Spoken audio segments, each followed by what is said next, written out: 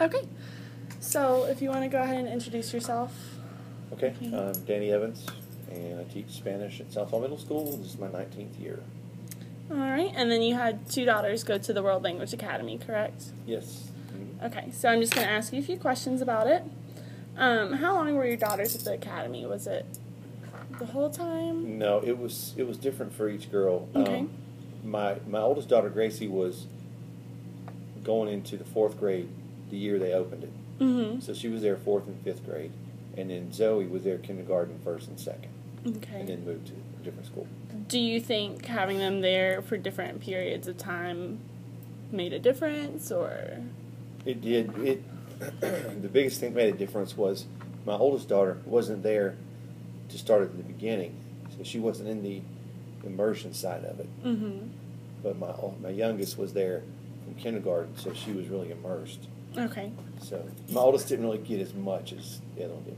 Okay. What were the more difficult aspects of having the two different languages, having to learn in both languages, things like that? Really, the only thing I remember ever dealing with was making sure that my youngest, I didn't have any problems with the oldest, that I can remember, that my youngest was able to write and spell, things like that, in English effectively as well. Right. Just making sure that. But, I don't remember it being a real issue. That was the only concern that really ever came up. So. Do you think it took away from the curriculum that they're supposed to be learning, having that second language? I don't really remember any gaps, to be honest with you.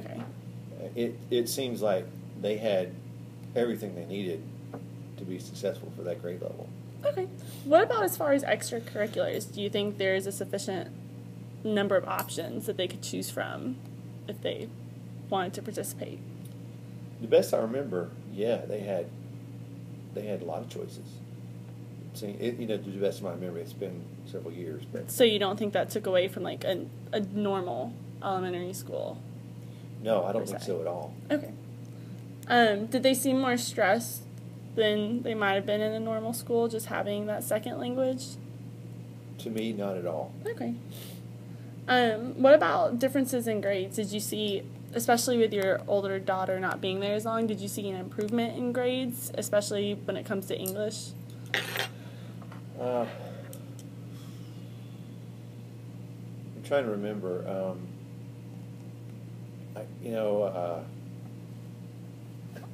I really think she stayed consistent from where she was before. I saw a pretty consistent transition. Okay. Yeah.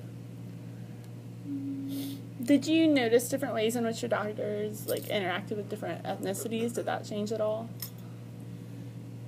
From what I noticed, I know it sounds like everything's great because it really was, but what I noticed, they seemed to act the same around everybody.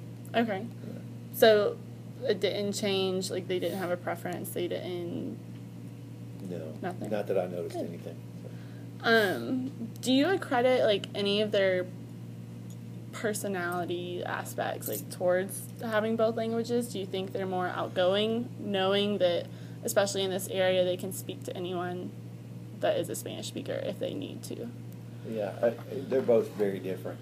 My oldest, who only had 4th and 5th grade, obviously didn't pick up as much as my youngest starting in kindergarten. So now, although she's now in Spanish 5 in high school, she is a little bit, skittish about speaking Spanish. Like we were just in Costa Rica, and, she really wasn't wanting to try very much. Yeah. But my youngest, she was pretty fluent by 2nd grade, and she now, I don't know if it's because she's like me in kid version, she got language and things, music from me, or if it has to do with that. But she very much has an interest in language, and now she went to Chestnut Mountain for a while, and now she's wanting to pick it back up, and it's something that she really wants to do. Okay. So are they both fluent? No. No? No. Your oldest isn't? No, and she's pretty good, but her problem is she's very shy about opening her mouth and having a conversation. Right. So, yeah. I don't know how involved you were, but do you think parents are more or less involved at a World Language Academy than they are at your typical elementary school? If